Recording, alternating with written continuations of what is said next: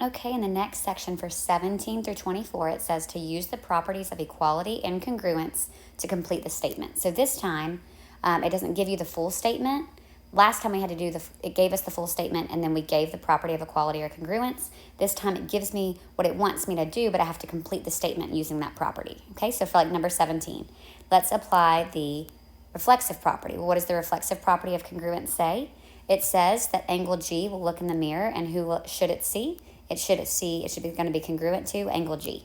Okay, so reflexive property. That's where we take both of our hands and we clap them. They match in the middle. Okay, angle G is congruent to angle G. It's congruent to itself. Think like a mirror, like your reflection. All right, what does the transitive property say of congruence? Well, remember that the transitive property has a transition person. Okay, and so you have A plus 3 is equal to 2B plus 1. And 2B plus 1 is equal to C minus 5. So here's my transition. My transition expression is 2B plus 1. That's the same here and here. And so since yellow is equal to blue and blue is also equal to red, I get to set yellow equal to red. A plus 3 is equal to C minus 5. I get to get rid of that person of transition. And since those things are both equal to 2B plus 1, I get to set them equal to each other. Okay? It's kind of like a game of telephone there.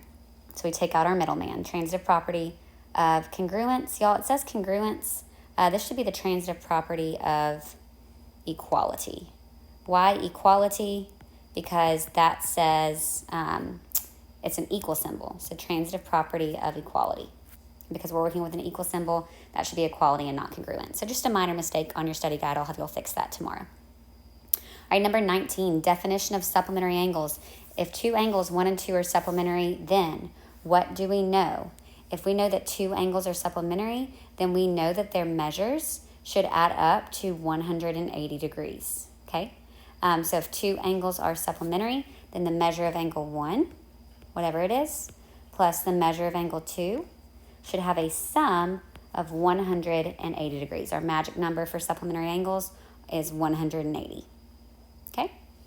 All right, what about the definition of midpoint? So that was our supplementary. Supplementary means that they add to 180. Definition of midpoint says, if M is the midpoint of segment AP, then what do you know? So you can draw that out if you need to. Here's A, here's P. They tell you that M is the midpoint. So what does that mean? It's smack dab in the middle, okay? What does that mean? It means that from A to M, that length is going to be equal to from M to P. So that's our definition of midpoint. Those two lengths are going to be equal to each other. Okay? All right, now we want to use the definition of congruence. Remember that the definition of congruence allows us to say that if two segments are equal in length, they are congruent, or if two segments are congruent, they are equal in length. So this tells me that two segments are equal in length. So what do we know about them? Those two segments are going to be congruent to each other. So segment AB is going to be congruent to segment LE since they are equal in length.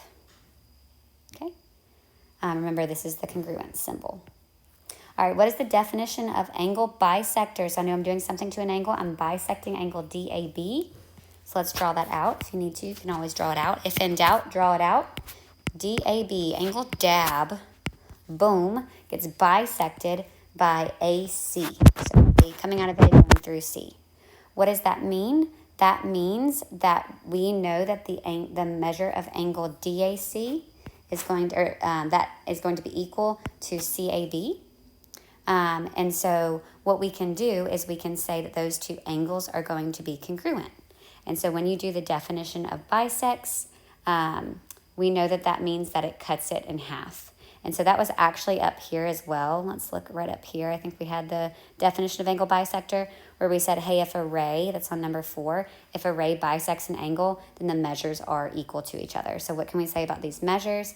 I can say that the measure of angle I can do this in blue so it matches. Measure of angle DAC is going to be equal to the measure of angle CAB. Makes those measures equal to each other. So those two star angles are going to be equal. Those angles are congruent, their measures are equal. Okay? Definition of bisects means it cuts it in half into two equal measures for those angles. Okay? If H and K are a linear pair, then what do we know? Well, what does it mean to be a linear pair? It means that those two angles are going to be supplementary. So we know that the measure of angle H plus the measure of angle K should add up to 180, because by definition of a linear pair, the measures are going to be supplementary to each other, which means that they add up to 180. So if I were to draw that out, mix a straight line together, and so those would be supplementary to each other, meaning that they add up to 180 degrees. Those are supplementary. All right, if angle A is complementary to K and A is supplementary to S, then what do we know? I'm thinking we need to fix this one because we had this earlier and we had our congruent supplements theorem earlier. So I think I wanted this to be our congruent complements theorem. So do me a favor, scribble out this word supplementary, change that to the word complementary. Sorry, y'all, I'll have you fix this. We made some changes to this year's to make it fit a little bit more what we did with y'all. So if angle A is complementary to K, so let's color code that. A is complementary to K, but A is also complementary to S, then what do we know?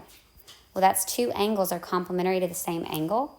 So we know that angle K is going to be congruent to angle S. And I can do this in, Duke, come here, buddy. Sorry, y'all, it's my dog. Duke, come sit down, stop pacing. Come here, bub. Buddy, I'm videoing, come here. Jump up. Jump up and be still. Come on, lay down. Lay down. Good boy, lay down. All right, so I'm gonna draw that out. So I'm gonna do that with colors. If we have angle A, so it says complementary, so I'm just going to do one like this. If it says angle A is complementary to K, so let's just say I told you angle A was 60 degrees. So if it is complementary to angle K, what would K have to be? Angle K would have to be 30 degrees to make that complementary.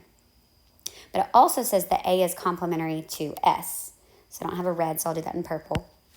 What would be complementary to 60 degrees? That would also be 30. So what do we know about K and S? K and S are going to have to be congruent to each other, okay? Anything that is complementary to angle A is going to have to be congruent to each other because there's only a certain amount left that you take away from 90, okay? So I'll have you all fix that before we get started on our study guides. All right, I will do a new video for the proofs.